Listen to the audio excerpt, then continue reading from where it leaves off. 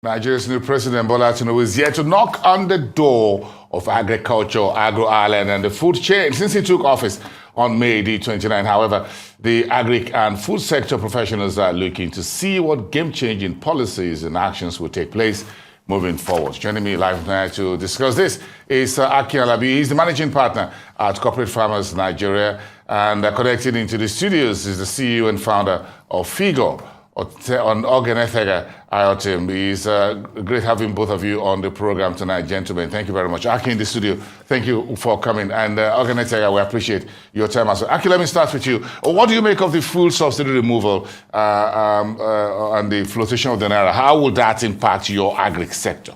All right, so let me start like this. I did a simple market analysis yesterday, because I wasn't in town for a while. So I said, let me just test it and let me see the impact on food. So I went to the market yesterday to buy a couple of home products like rice, beans, and all that. And to my greatest surprise, boasting it has affected the food systems. We can't take it away. The reason because a typical woman that sells food in mile 12 that will transport a commodity from point A to point Z will tell you that, boy, the cost of transport has tripled. So definitely it's going to affect, or it has affected, food supply system. So it is affecting it. No way about it. That's just the pointer. It is affecting it currently. So that's inflation. Okay, let me ask you, food inflation is currently at about 24.61%. Do you think we can ever moderate this figure? Keeps going up, away from even the headline inflation, as it were. Inflation is about 22.4%. Yeah, there's a lot of factors affecting this, and I like to categorize them into two, which is the internal and the external factors. The internal factors, I would say, are your factors of production, and one of those key units is actually your capital, which refers to things like your transportation, which is affected by external factors such as, fuel. Before the fuel subsidy was removed, we have to remember that, inflation was also at an all-time high because of a lot of the government policies from the Buhari administration. But is there a way back? Yes, there's definitely a way back. I do think that, as the price of fuel hopefully comes down, we would see, a reduction in that. But we're also seeing a lot of businesses taking proactive measures to build the necessary infrastructure to also curb losses, which is also another key factor that also affects the price of food in the market. Well, so let's talk a little bit more about transportation and storage, because I'm sure we could do a whole lot more, Aki, by the way, if we deal with these twin issues. What's your take on that? What should happen next? So on transportation, we need to open up that space very well, because today, food systems, in terms of distribution, it's dependent 90% basically on road systems. So we need to harness other avenues of conveying our food. Air system, simple railway system, so that food can get to channels easily and for distribution process and quickly. So we don't depend holistically 100% on road. Well, it's basically where petrol products come in. Exactly. Petrol, diesel. So we need to split it and break it. So we need more players to come into the sector and invest a whole lot in food distribution system. There is something that touch petrol and diesel. It reacts to food. It reacts to food instantly. Because they're tied together. Exactly. And not because they're tied together, but because the mentality we have is that once the price of petrol shoots up, the local woman that sells food also believes that automatically I need to increase my produce. Because she's going to get, let me just, Tega, what do you think? What's your thoughts on this? Because again, I've got to move my goods, by the way, and the Okena man, the whatever, is going to charge me more because the price at which he's buying petrol or the number of hours he's queuing the petrol station or the gas station has increased. So it's going to factor all of that into how much it's going to charge that woman, and she eventually charges Bolson. Yeah. I mean, she's absolutely right. If we look at how food is produced in Nigeria, don't forget that, over 70% of the food that we eat are produced by the smallhold farmers. To get them into the mile 12 market, there's a lot of aggregation process that happens at the last mile, right? Which means that a lot of motorcycles loaded with yams, a lot of smaller vehicles that depend on PMS, right? Before it even gets to the main trucks that move them from point A to point B. Like, Akin has said as well, road transportation is a big challenge because in states, you also have people charging you, fees to move products from one state to another state.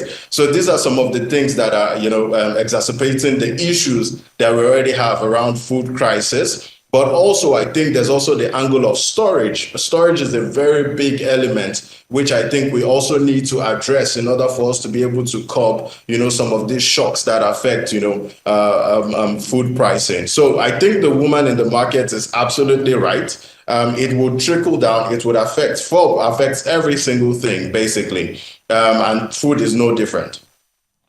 So we need to talk about storage. Let me get back to Aki very quickly. Ask about how do we maximize what you see in the industry in terms of storage and transportation. We're talking about investment in infrastructure, whether you're going to have the kind of aircraft that can have some cold room kind of and move food from whatever, from Mambila Plateau to Abuja to Lagos, whatever.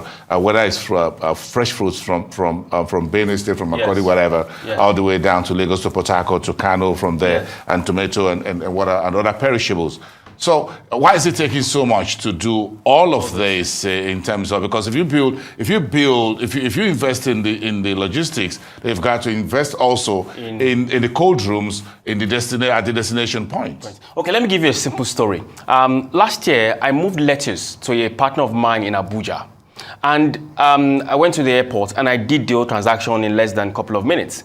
And before I got... That was from Lagos? From Lagos, down to Abuja. Now, before I got to my house, which is my house in Ojodu, the parcel, the lettuce, has already arrived at Abuja in just less than 45 minutes or thereabouts. It has arrived fresh, arrived at Abuja. So we need to open up the food chain system in terms of transportation. You're thinking of how to do that on a commercial basis? To the commercial basis. We need to open up that space a lot because... So from that little box, you're talking about several boxes? Several boxes that could move easily, to homes, for distribution processes. And one of the things I want to regard in this conversation is that we need more private players that would come into the system and understand how this sector is being played so that smallholder farmers would not suffer to move their commodities from point A to point Z. So it could be easy. Let me ask Tega. He looks like the big guy who has the big deep pocket. So I'm going to ask him. Tega, are you listening to Akin here? Is this what you're doing at Figorr? What are you bringing to the table? Do you have the deep pocket to do this? Yes. No, I don't have the deep pocket to do this. but you go find the money. Okay, so how can we find the money and how can we find the right kind of investment that will help folks like yourself and Aki here?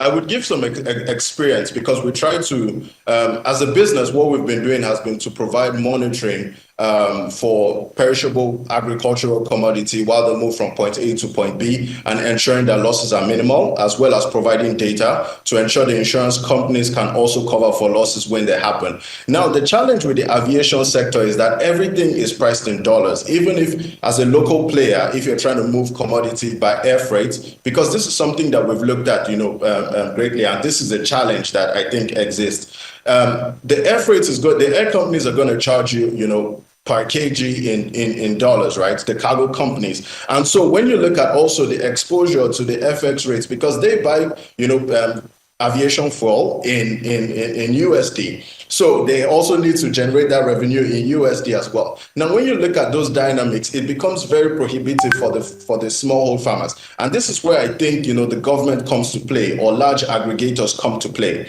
When you have large aggregators who are able to pull in, so there's economies of scale. They can build infrastructure, invest in infrastructure so that they can store cheaply. And then they can now leverage that, economies of scale as well for transportation through the aviation, sector.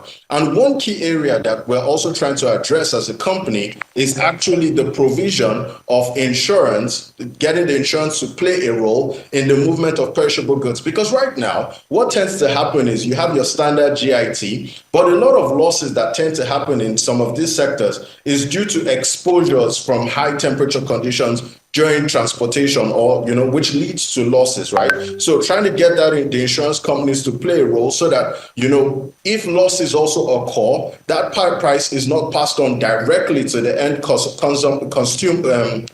consumer, pardon me, but the insurance company can help to cushion, some of these effects. I think that these are some of the ways that, my company is trying to help with this, but I also think that, these are ways that could realistically help also reduce some of the shocks felt by the end consumer.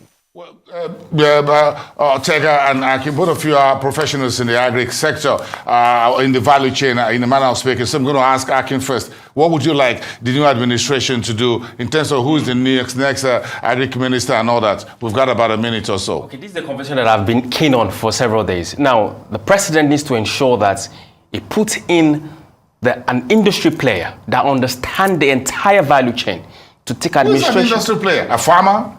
Now, when I say someone like Tega, yourself, I'm just asking. Well, an industry player is someone that understands the entire value chain, that can close the dots and can close all the gaps together and say, look, this is how farmers, rural farmers, local farmers can begin to create wealth from the entire value chain. Because today, smallholder farmers, the producers, are still the one that are barely affected the most when everything happens. So we need to look for ways smaller farmers can create wealth across the entire ecosystem. And that's the most important thing. Leadership and an industry player that understand the value chain critically. Tega, weighing on this as we begin to wrap up this conversation, what would you like Mr. President to do as far as this is concerned? Because I know smallholder farmers everywhere around the world, even across Africa, in Kenya, in other places, smallholder farmers are king. Yeah, I think one thing that the president mentioned was the setup of commodity exchange boards to guarantee income of smallholder farmers. I think that's one key thing that I'm looking out for. And I think that whoever the next minister of agriculture should be able to drive this. What this would entail is those smallholder farmers in the last mile would be able to guarantee, they'll be able to guarantee a marketplace for them, because they are the ones that are doing a lot of the productions, but they are some of the most impoverished people across, the country. So with the boards, you can have, standard pricing, you can do a bulk purchase, you can invest in storage and site storages at the right places for aggregation. And then, you can build the chain up from there, also improve on exports, and also build the necessary infrastructure, especially along the ports, because there's a lot of production that's happening for certain products in Nigeria that also needs to get out there so that we can also earn, from some of this export. So I think these are two major areas: infrastructure and as well as the boards for commodity exchange. I think those are two key areas that I think the government needs to focus on going forward. Yeah, it's great having both of you here. Very insightful conversation. Thank you so much, Akin Alabi from Corporate Farmers, and of course yourself, Oghenetega Iortim, the CEO and founder at Figorr.